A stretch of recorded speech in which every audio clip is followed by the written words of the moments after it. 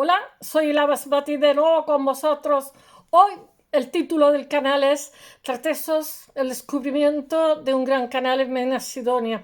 Se ha descubierto, os voy a hacer una pequeña síntesis de Tartessos del cual he hablado hace pocos días y seguiré hablando porque me parece que es un tema apasionante.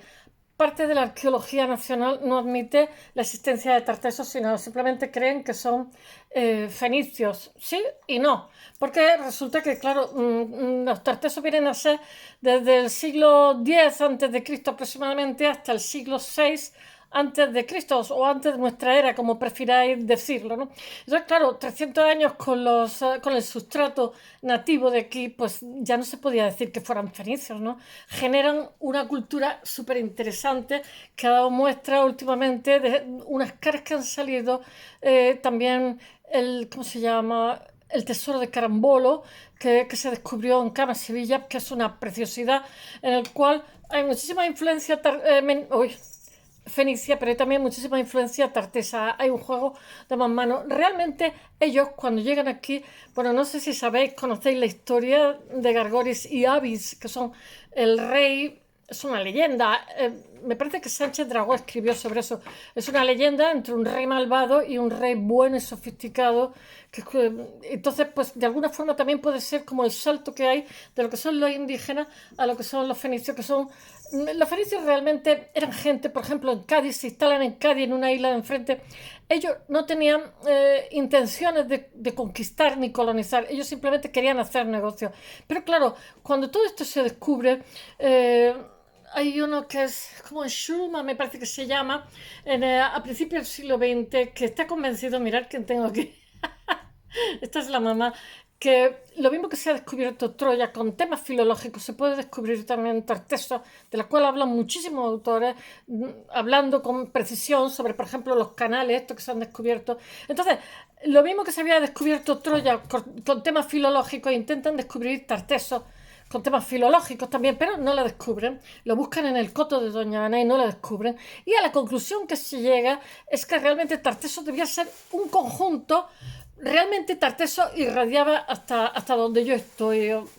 Donde yo estoy es la zona donde está Abdera, que es griega, y Fenicia también, Sesi, que es Almuñécar, y después por la parte de arriba está Haberscopellón, que es Denia, Acra, que es Alicante, toda esa zona que también era Fenicia, pero bueno, llega la influencia hasta casi toda Andalucía. En una zona, obviamente, está más concentrada la zona del Guadiana y toda esa zona del Tinto, el Ordiel, porque obviamente había plata, había oro, había estaño y bueno, había cobre y realmente los fenicios nos ponen en el mapa, pero obviamente esta gente se quedan aquí cientos de años y al final con el sustrato que había de habitantes originales y ellos acaban generando una cultura muy interesante que es la tartesia. Mirad, esto de tarteso hay gente que, yo que sé, que inventa, ¿no? De manera bien intencionada, ¿no? Pero realmente cada vez son más los hallazgos. Ahora se está encontrando muchísimas cosas en la zona de Andalucía, la parte de Andalucía. Niños, no os peguéis. Y aquí tenemos a Sian. Saludos, Sian. Es que cuando me pongo a hacer el canal, ellos también quieren hacer el canal. Mirad qué bonita es. Bueno. Ah, pego unos arañazos. Bueno, y se han encontrado últimamente unos rostros, se han encontrado también unos establos, unos sacrificios de unos caballos. Ellos, lo que pasa es que se solapa tanto lo que es el estrato indígena con los fenicios que es difícil distinguir unos de otros, pero obviamente después de estar aquí 300 años con los indígenas pues se creó una cultura, no es nada extraño. Mirad, el rey Salomón habla de ellos, de Tarsis, y después hay también unos guerreros del mar, que también se habla de Tarsis, bueno, donde estaba gente de Cerdeña, Sicilia, y tal, son los guerreros del mar, ya en época más de hierro. Y bueno, también hay... muchas veces se esconden los templos, porque en un momento dado, en el siglo V, antes de nuestra era, 500 años antes, no sabemos qué es lo que ocurre, pero se sospecha que vienen los celtas, que son los hombres del norte, ¿no? Que vienen con espadas de hierro. Entonces, como saben que van a ser conquistados y van a ser repiñados, lo que hacen es que sepultan las zonas sagradas, los templos, y lo guardan todo allí, los tesoros, todos quedan sepultados, los sepultan en túmulos de tierra y ahí quedan los tesoros. Y tal. Ante cualquier amenaza, esconde las cosas. Esas son hipótesis que se hacen. Bueno, voy a hablaros un poquito de de la cultura de Tarteso, de la cultura de lo que supusieron los fenicios para España, y porque, mirad, estaba mal visto, como diría yo, que hubiera un poder tan grande de los fenicios que vienen de la zona del Líbano, que es una zona que se tiene muchos bosques de cedro, pero son montañosas, están abocadas al mar, como le pasó también a los holandeses. Son zonas de gente muy emprendedora que también tiene un medio muy adverso. Entonces, los fenicios lo que pasa es que son semitas. Entonces, en Europa no tienen buena prensa. De Europa, pues ahora da igual, ¿no? Pero hace años, sobre todo, a principios del siglo XX, pues como que se prefería más, por ejemplo, los griegos, que eran indoeuropeos, los romanos también son indoeuropeos, pero sin embargo los fenicios son semitas, el mundo semita, el universo semita y otra forma de hacer las cosas. Bueno, voy a ver si os lo explico un poco. Bueno, los fenicios, con la introducción de nuevas técnicas de cultivo, cambiaron totalmente, radicalmente las explotaciones mineras, las explotaciones agrícolas, hicieron que la sociedad también se jerarquizara más. Bueno, con la introducción de las nuevas técnicas de los fenicios de cultivo, pues de extracción de minerales y del tratamiento de los metales preciosos, se puede hablar del paso de la protohistoria en España a la historia propiamente dicha. Después del contacto con los fenicios fue totalmente el progreso.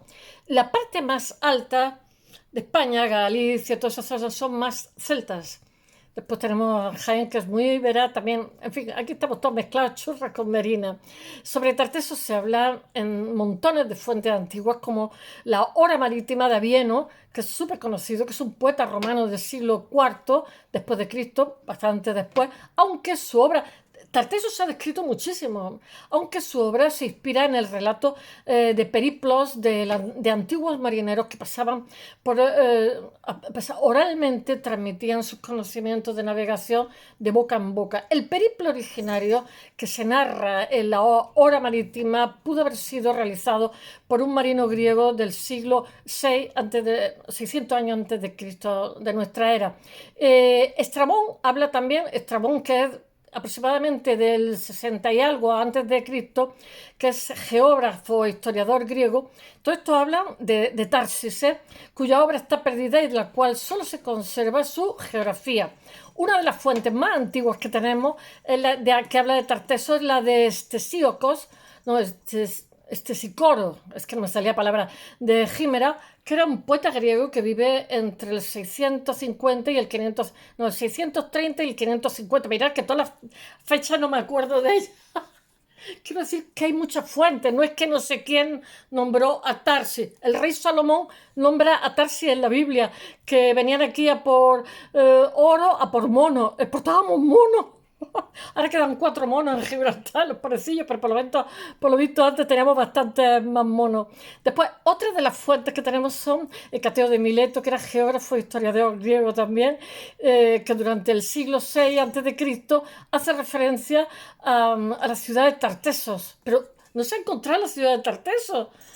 Se han encontrado muchas ciudades que tenían influencia de los tartesos, pero bueno, muchas ciudades tampoco. Una ciudad, seguramente Onuba, la ciudad antigua esté debajo de la ciudad moderna, claro, no van a tirar una ciudad para saber qué es lo que hay debajo. Este señor le llama a la ciudad, le llama Elibirge. Herodoto, que es más conocido, geógrafo e historiador del 484 al 425 a.C., habla de un armador griego que se llama Coleo de Samos, que llega a Tarteso alrededor del siglo VII a.C., pero entonces no existe todavía un emporio griego, dicho de alguna manera, pero los griegos fueron un poquito posteriores. Dicho armador consigue, o sea, se van sustituyendo en el Mediterráneo lo que son los emporios, los imperios, no sé, los grupos, los grupos que tienen poder en cada momento, ¿no? Este es el modelo que consigue riqueza gracias al comercio con los indígenas, porque tienen muchísimos metales. Heródoto también habla de las relaciones que hay de los griegos con el rey Argantonio, el famosísimo rey Argantonio. Estrabón, sin embargo, lo que intenta es actualizar las informaciones sobre Tarteso. O sea, Tarteso se ha hablado mucho, pero se han encontrado tantas cosas y se ha encontrado tan poco y además cada vez que se encuentra algo lo que queda es otro interrogante, ¿no? O sea, contesta una pregunta pero genera mejor otra más grande. Bueno, este actualiza la información, ¿cómo se llama? Estrabón actualiza las informaciones sobre Tarteso con las fuentes de su época, asegurando que el río de los antiguos se llamaba Tartesos y o sea, infierno tártaro. Es el río que en su época le llaman Betis, el Betis más que perda, más que pierda. Y los habitantes de la zona eran los túrdulos. Bueno, Estrabón lo que pasa es que relaciona también el teatro, no, el Tártaro de Homero con una de las regiones del Hades, con Tartesos. Hay una mitología preciosa de unos toros rojos. Tener en cuenta que la Atlántida decía que estaba en Cádiz. Bueno, para los griegos Cádiz ya era el fin. Y como ven que hay muchos materiales como oro, la plata y el estaño, pues como que se adentran más para allá, pero es Finisterre, casi, casi. Bueno, existen otros textos griegos donde también se habla de Tartesos, como es el tratado sobre las cosas maravillosas oídas. Todo son literatura oral. Es que realmente hasta el invento de la imprenta, pues todo era literatura oral prácticamente, o manuscrita, y con lo cual había grandes posibilidades de que se perdieran las cosas. Bueno, el papiro de Artemídoro, encontrado en un vertedero egipcio hace pocos años, contiene una parte de la geografía de Artemídoro de Éfeso, que se conoce solo por ser citada ¿cómo se llama?, en los textos de Estrabón, Plinio o Esteban de Bizancio. Aquí no estoy dando todas las referencias. Bueno, esta obra lo que pasa es que contiene una representación cartográfica de parte de la península. De esto que se ha descubierto ahora en Medina Sidonia, sí que se había oído, se han descubierto unos canales con 3 metros de profundidad, 25 metros de ancho. Bueno, la han descubierto, como se dice, desde el año 2019 hasta ahora. Están haciendo introspecciones, bueno, pues con drones, especialistas, etcétera, y van a seguir.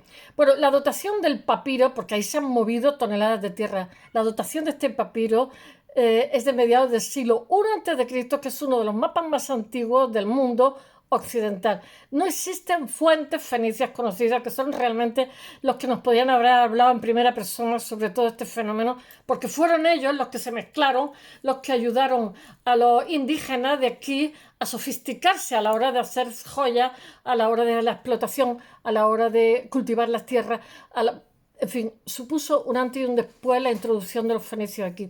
Bueno, en el caso de verla, ayudaría totalmente a comprender mejor el pasado del suroeste, porque Tarteso es más oceánico que peninsular, ya que fueron ellos los que mantuvieron un mayor contacto con la gente de la zona. Y tanto fueron los que se mezclaron, los que se mestizaron. Los autores romanos son los que más errores cometen a la hora de hablar de Tarteso. Tarteso todo el mundo habla y se ha buscado una ciudad, pero resulta que al final se llega a la conclusión de que seguramente será un conjunto de ciudades, ciudades-estado, ya que han desarrollado su escrito a través de las fuentes griegas. Entonces, claro, ya está corrompida la información. Hoy en día se conoce que la región de influencia de Tarteso, gracias a la arqueología y a los descubrimientos, que cada vez son más, y cada vez son más en la zona de Extremadura, está sorprendiendo muchísimo, como el tesoro del Carambolo, que se ha dicho que fue algo accidental, que estaban haciendo la ampliación de un club, no sé si era un club de tiro, una cosa así, y un pedazo de tesoro de oro, oro macizo y una preciosidad de buen gusto, bueno, cerca de Sevilla, en Camas. Y aunque a día de hoy no está claro si dicho tesoro es de procedencia tartesia o es de procedencia fenicia, porque está tan solapado lo fenicio y lo tartesio que es difícil saber. Yo creo que es una mezcla de ambas. Según los investigadores como el historiador alemán Adolf Schulte, que ese es el que va a buscar en Doñana, la ciudad de Tartesos, que me parece que encuentra una ciudad romana. Realiza sus investigaciones a principios del siglo XX, pero os voy a decir una cosa, aunque no encontró, porque él está convencido que va a ser como su compatriota con, con Troya, ¿no? Que a través de los escritos va a encontrar la ciudad.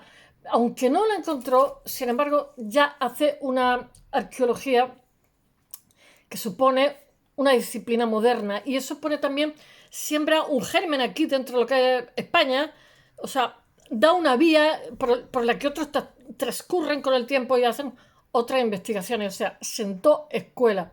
Él buscaba la ciudad de Tarteso en la desembocadura del río Guadalquivir, en las marismas del Coto Doñana, el lugar donde que en la época de Tarteso era un lago, donde realizó múltiples excavaciones sin haber logrado encontrar nada en absoluto.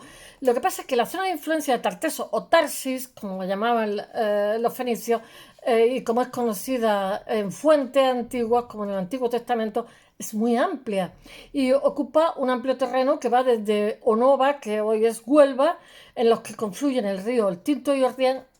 Huelva está toda la sierra llenita de minas. Incluso hoy día es la principal ciudad donde se produce el comercio abundante hasta la costa mediterránea. Había muchísimo oro y muchísima plata y muchísimo estaño. En la desembocadura, por eso los griegos fueron y los fenicios al fin del mundo.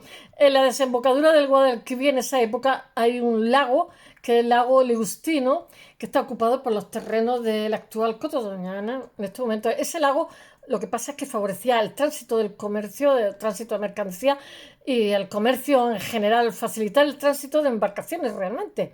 El comercio primero de fenicios establecido en Gadir, que es Cádiz, que los fenicios hicieron en una isla que había enfrente de la ciudad. Cádiz es como una península muy bonito. Pues enfrente se pusieron ellos. Ellos no querían como molestar a los lugareños, solamente querían hacer cambalache. Así de fácil. Bueno, después los foceos son los griegos que llaman los fenicios, provenientes de la región de Focea, en Asia Menor, que establecieron, eso sería Anatolia, yo creo, un emporión o base comercial en Onova. Onova es Huelva. Pues claro, iban allí porque había muchísima riqueza. Establecimientos, ellos contaban que había un barco que tenía el ancla que era de plata. O sea, tenían metales hasta aquí arriba, ¿eh? Pero es que además los fenicios les enseñaron a explotarlos mejor. Bueno, establecimientos como ellos hacen, los tartesos hacen enterramientos que son totalmente fenicios. Ellos toman muchísimas costumbres de los fenicios. Bueno, pero generan una cultura autóctona. Los establecimientos como Huelva, Niebla, Tejada, Vieja, San Bartolomé, de Almonte, Spal y el Carambolo, Carmona, Los Alcores, Monteolín. Os estoy contando sitios donde se han encontrado restos, o Setefilia, y establecimientos de la periferia del territorio de Tartesos como Cástulo. Ellos son las referencias de ciudades tartesias antiguas atestiguadas por los descubrimientos que se han encontrado arqueológicos. Ahora, no es la filología la que tiene que hablar, sino la arqueología. Y todos estos sitios han encontrado que están todos alrededor de Sevilla, entre Huelva y Sevilla. Yo he vivido en Huelva. Entre Huelva y Sevilla hay 60 kilómetros, prácticamente están muy pegados. Bueno, indicadores de esta presencia tartesia anterior a la llegada de los fenicios es la cerámica encontrada en la zona llamada como ¿cómo es? La retícula bruñida, que está formada por motivos geométricos, es de muy buen gusto. Y aunque también la hay lisas, con la llegada de los fenicios, lo que pasa es que hay una influencia oriental que a la costa de Tarteso, alrededor del siglo de 700 años antes de Cristo, y el establecimiento, yo creo que fue en 900, entre el 900 y 600, el establecimiento de un complejo sistema colonial por estos primeros en Gadir, donde establecen una factoría que está en una islita enfrente de la ciudad y un santuario dedicado al dios Melkart. Son muy conocidos los dioses fenicios aquí en la península, en Alicante también, yo he vivido allí también, que es una isla próxima a la costa y después estableciendo factorías, barrios, las principales ciudades de Tarteso. Empieza un proceso de transformación total de la sociedad, de las culturas, de las tradiciones de la zona, porque ellos son el progreso, los fenicios, al sur de la península. La influencia de los fenicios sobre Tarteso fue descomunal. ¿Cómo se dice? Se nota en los múltiples factores como en la jerarquización de la sociedad, la forma de tratar los metales con la introducción de nuevas técnicas totalmente traídas de Oriente, que era el progreso entonces, como son la cooperación, el repujado, etc. Bueno, también está presente la influencia fenicia en los enterramientos, que hacen, que bueno, que marcan muchísimo las diferentes clases sociales adineradas gracias al comercio con los fenicios y los demás. Bueno, en la aparición de nuevas tecnologías para la extracción de mineral y su posterior beneficio, nuevos mecanismos para la gestión bueno, y aprovechamiento del territorio. La aparición de la escritura en las zonas también se ve influenciada con la llegada de los fenicios, como os he dicho antes, y su sistema alfabético, que yo pensaba hasta ahora que era el más antiguo, que después tiene muchísima influencia el alfabeto hebreo, el alfabeto griego, etcétera. Bueno, aunque Estrabón nos habla de textos escritos tartesios de 6.000 a.C., 6.000 años de antigüedad. No lo sabremos nunca, como no encuentren. Los fenicios traen nuevas especies vegetales. Los fenicios traen también los galgos y todo eso, que son perros realmente egipcios. Traen muchísimas cosas. Traen el olivo, como nos pasó con América, que fue totalmente una revolución en la comida, ¿no? Bueno, pues los fenicios traen nuevas especies vegetales, así como nuevas técnicas de cultivo. La influencia fenicia es tal que se puede decir que con la llegada de los fenicios hay un antes y un después. Y realmente se asimilaron a la cultura y da paso en el superinsula de la prehistoria a la historia. Ellos con el estaño, ese mineral lo obtenían los tartesios de explotaciones como la del Río Tinto, en la actual región de Huelva, la Sierra de Huelva, pero también, según Schulten, es conocida la ruta que tenían los fenicios, la ruta marítima, que realizaban esto hasta Cornualles, que es el cuernito que hay en Inglaterra. En Inglaterra, que no se lo dijeron a los romanos, y también en la Bretaña francesa había estaño. Para obtener estaño en tierras lejanas esta ruta la aprendieron los fenicios de los tartesios, que también la utilizaron y mantuvieron en secreto a comerciantes romanos, a cartagineses y griegos. Bueno, también tenían mucha plata, es muy abundante en la zona de Tartesio, tenían muchísimo oro, también por eso venían de los confines del universo aquí, y bronce de gran calidad y muy demandado por los comerciantes que acudían a las costas españolas, a las costas de la península. Bueno, el comercio de Tartesos con los comerciantes griegos se produce sobre todo a partir del siglo IV y V a.C. Antes de esta fecha ya había aparecido la fuente escrita antigua conocida, antiguas noticias de la llegada de naves griegas a la costa del sur de la península ibérica, a la costa atlántica. Bueno, del rey Argantonio, pues se hablan en otras fuentes. Y Heródoto habla también de los viajes griegos, de los griegos a la zona de Tarsis y las relaciones que tienen con el rey Argantonio. Se dice de él que fue un buen rey, generoso y muy longevo. Y las fuentes griegas cuentan la historia de que el rey Argantonio, después de oír lo que contaban los griegos acerca de las incursiones persas que estaban sufriendo los foceos en Asia Menor, Asia Menor es la zona de Anatolia, le dio suficiente plata para construir una muralla que rodeara la ciudad y así poder protegerse de los ataques persas. Gargoris, es que es el ejército aqueménide, ¿no? Gargoris y Abil, que es una historia que cuenta Sánchez Dragó, que yo la he leído, que es una leyenda, que proviene de una sola fuente escrita de Justino, que es un escritor romano del siglo II, como he dicho antes de Cristo. Esto es mi gata. Es la historia que cuenta unos posibles reyes fundadores de la cultura tartesia. Gargoris era más malo que un dolor y Avis, sin embargo, era un rey generoso y tal. Uno era cruel y bárbaro y el otro era inteligente y avanzado, representando posiblemente esta forma de asimilación de la cultura fenecia y sus avances técnicos por parte del rey Avis. Bueno, pues todo esto en Medina Sidonia se ha hallado un canal gigantesco, un canal artificial enorme. No es una cosita que se viene ya gestando hace 3 o 4 años, que son vestigios de Tarteso y que además viene en uno de los textos. Es totalmente Indiana Jones, apasionante. Habéis visto que muchas veces os digo, esto es una historia de indie, pues bueno, pues ahora algo parecido.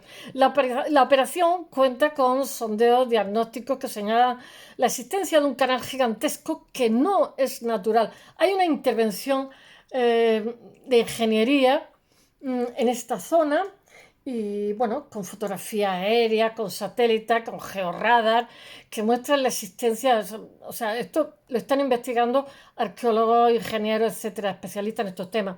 la existencia de una estructura, y van a seguir investigando, cuadrangulares, entre los misterios que siguen cultivando la imaginación y atrayendo la atención de estudiosos. Sin duda, Tartessos ocupa el top ten. At the top, no at the bottom. Bueno, el emporio material y cultural que ya aparece mencionado en la Biblia y en otros muchos textos antiguos ha sido tradicionalmente ubicado en la costa atlántica andaluza entre Gibraltar y Huelva. Yo creo que no es así, porque Tartessos, yo creo que aunque estuviera concentrado esa ciudad de ahí, la influencia llega a toda Andalucía, casi casi hasta mi tierra. Bueno, sin que llegue nunca a localizarse exactamente en un lugar concreto, que es lo que han buscado mucho, porque se ha descrito Tartesos. Hace 8 años, Alberto Portland, pero también muchas cosas han sido cubiertas por el mar. Bueno, nuestro investigador se llama Alberto Portland y hace 8 años, este es un señor que tendrá ahora sus 75 años, publicaba Tartessos, un nuevo paradigma, de la editorial Libros de Érida, y propone una ubicación concreta para Tartessos. Pero para llegar a estudiar el terreno ha tenido que leer mucho antes. Dice, Tartessos es la única referencia que transmitieron los textos mediterráneos sobre los pueblos atlánticos, habitantes del más allá del mundo, del Tártaro, entiéndese, del mar que es su mundo. Y comentas, claro, porque el Mediterráneo es un mar muchísimo más tranquilo, es como un poquito charca, mientras que el Mediterráneo es un océano, y os digo, el Atlántico es un océano aguerrido, muchísimo más peligroso, incluso para costear.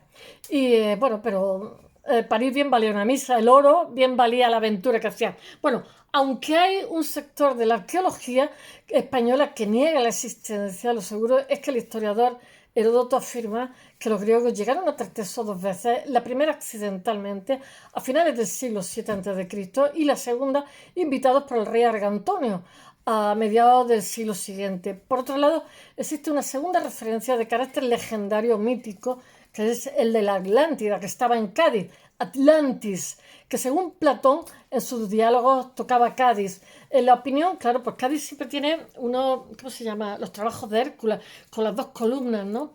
En opinión de Schulten, que es el arqueólogo este que va a estar buscando en el Coto de Doña Ana Tartessos, Atlantis puede ser reflejo de Tartessos. Y para Portland, lo que pasa es que existe la sospecha de que Platón exagerase los rasgos reales de Tartessos para realizar su fabulosa descripción de Atlantis, magnificando el tesoro de su templo, que ha traído a cantidad de cazatesoros siglo tras siglo a esta zona, o la increíble magnitud de los canales que rodean la capital, que eso es lo que se está viendo ahora. Este detalle es el de los grandes canales de Atlántico. Es una obra, mirad, estamos casi 1000 años antes del nacimiento de Cristo, y es una obra de ingeniería muy compleja, muy sofisticada lo que han encontrado, y no han hecho más que el principio. Es lo que parece encajar curiosamente en el enorme puzzle e inexplicable hallazgo de Medina Sidonia que están viendo en este momento. El texto más importante sobre el enclave del poema es la Hora Marítima, que se llama La orilla del mar, del Rufo Festoriano, que describe un viaje costero entre Marsella y Tartessos. Lo voy a leer. El poema fue compuesto, dice este señor, el investigador, el poema fue compuesto hace 26 siglos, traducido en latín hace 16 y publicado como incunable hace 6, comenta Portland, quien logró establecer en su libro La navegación diaria media, la singladura 90 millas náuticas. A partir de ese dato, le ha sido posible identificar el límite occidental de Tartessos, el cabo Saturno con el cabo de Trafalgar, así como parear el río que desemboca a su pie, al que el poema griego llama Iberus o Tartessos, los íberos, con el actual río Barbate. Las indicaciones del viejo poema, siguiendo el río, conducen a una llanura interfluvial en el término de Medina Sidonia, Madita el Siná. Hay unos archivos allí, el mayor archivo de las Españas, de América, millones de legajos pendientes de ser investigados. Una colección particular que le han legado al pueblo, al país.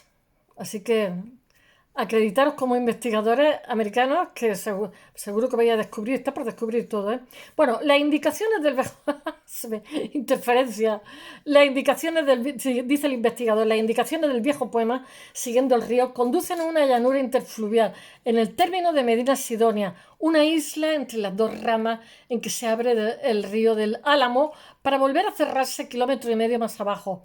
Quedan así definidas naturalmente un área de 1.500 metros de largo y 800 de ancho, que es la anchura máxima que se ha llamado en la isla H. La actual correspondería tanto al solar de la mitificada por Hesíodo, la isla Eritia de Gerión y de los Campos Elíseos, cuanto al primer reino occidental reconocido por Herodoto, el Tartessos de Rey Antonio.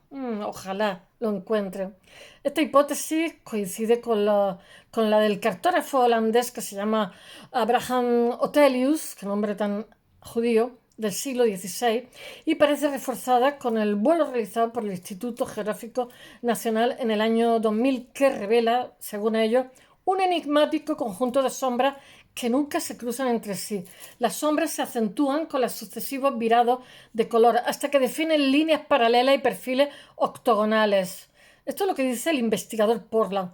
Aunque escéptico con la fotografía aérea como auxiliar de la práctica arqueológica, dice: debo reconocer que las sombras de la foto en cuestión resultan geométricamente coherentes. Claro, han descubierto canales y canales y canales hechos por la mano del hombre hace 3.000 años. Una obra de ingeniería magna, de locos. Bueno, como resultado de todos estos indicios, en el 2019, lo que pasa es que hay que hacer una inversión ahí para investigar, que un ejército de investigadores, el Ayuntamiento de Medina Sidonia consigue que el equipo del Georradar de la Universidad de Cádiz realice una prospección geofísica y ha salido todo positivo, que sí, que son canales en el área interfluvial de la isla H, que puso de manifiesto algunas irregularidades del subsuelo.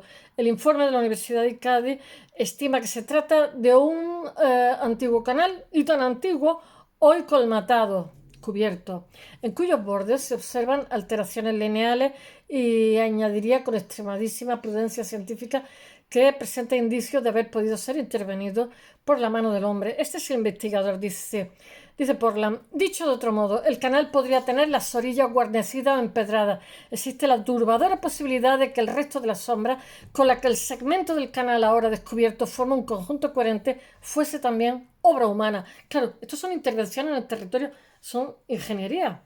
Hablamos de un canal de 24 metros de ancho, 3 de profundidad, y no se conoce el territorio español canales de este tamaño. La profundidad media del canal de Castilla, diseñada para ser navegable entre Segovia y el Cantábrico, no llega a 2 metros, porque eso supone un trabajo de chino, hay que quitar toneladas de tierra, y en aquella época no había excavadoras. Y su anchura oscila entre los 11 y los 22 metros como máximo.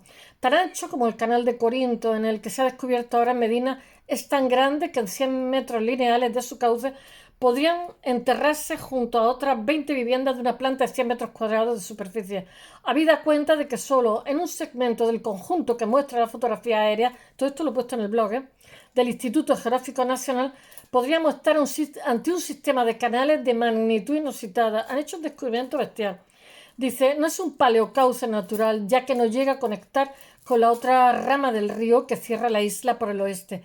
Es obvio que el canal termina de manera abrupta, de modo que nunca pudo existir la corriente que hubiera podido abrirlo naturalmente. Solo su excavación será capaz de datarlo con alguna seguridad tras el análisis de sus orillas, donde la prospección halló las anomalías alineadas, y las fotos de Google muestran estas inusuales crook marks escalonadas que producen los cultivos al crecer. Bueno, pero Tartessos pasa siempre lo mismo, descubren una cosa y generan montones de interrogantes. Por cada luz que se arroja surgen más interrogantes. En el caso de que el canal responda exactamente a la hipótesis que se han planteado, habría que preguntarse con qué propósito se realizó, dice el investigador. Sus dimensiones lo descartan como acequia de trasvase entre dos ramas de río, para lo que habría bastado un cauce de 1 metro de ancho y 1 metro y otro de profundidad. En cambio, la excavación de Medina hubo de requerir enormes esfuerzos. Con semejantes dimensiones, cada metro lineal del avance suponía mover 40 metros cúbicos de material, cerca de 65 toneladas. Estamos hablando de hace 3.000 años, de locos. Tonelada métrica. De modo que estamos ante una obra colectiva tan descomunal como inexplicable. ¿Para qué hicieron eso? Para añadir más misterio al asunto, el equipo dicen ellos, de geodetección de la Universidad de Cádiz, localizó, esto lo dice el investigador, cerca del canal paralelo a su cauce, una serie de al menos 20 zanjas paralelas separadas 2 metros entre sí, con una longitud en torno a los 100 metros cada una y solo 40 centímetros de ancho, dice el investigador Portland. La única explicación para ambas anomalías es lo que pudieron tener que tuvieron un propósito defensivo. Eso son hipótesis, no lo saben. Las zanjas habrían constituido un obstáculo infranqueable para la caballería y el canal para la infantería, pero en todo caso habría que deducir que con ambas obras se pretendió proteger algo de suma importancia para sus esforzados constructores, y lo protegido no pudo estar lejos de su protección. Entonces el Ayuntamiento de Medina Sidonia prevé iniciar en breve una excavación arqueológica en su término municipal, financiado por ellos, en el que el investigador Alberto Portland señala hace 7 años como una posible ubicación de la mítica capital de Tarteso, y donde una prospección de georradar, como os he dicho, ha detectado 2 grandes estructuras sepultadas. Espero que os haya gustado, no quiero entreteneros más. Todo esto está puesto en el blog con diferentes fotografías aéreas y diferentes descubrimientos de Tarteso. Tesoros de Tarteso es lo que es la zona. Espero que os haya gustado y me gustaría oír vuestras opiniones, a ver si creéis que existió o no existió Tarteso. Yo sí que creo que existiera.